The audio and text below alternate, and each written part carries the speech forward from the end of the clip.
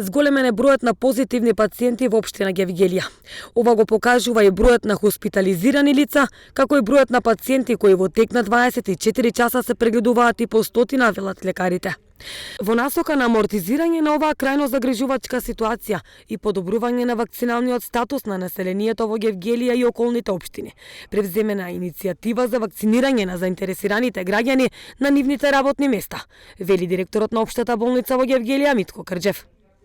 Во насока на амортизирање на ова крајно неповолна ситуација и подобрување на вакциналниот статус на населението во Гевгелија и околните општини, превзедовме иницијатива за вакцинирање на заинтересираните на работни места во организации и фирми кои имаат поголем број на вработени. Се надеваме на позитивен одговор, со што дополнително ќе ги подобриме перформансите за справување со пандемијата. Во општина Гевгелија моментално активни се 248 лица. До сега пак во земјата се направени вкупно 1.794.030 тестирања на COVID-19.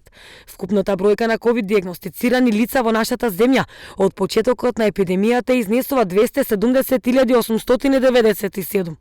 Бројот на оздравени пациенти е 247.670, на починати е 8.444, а бројот на активни случаи изнесува 14.783.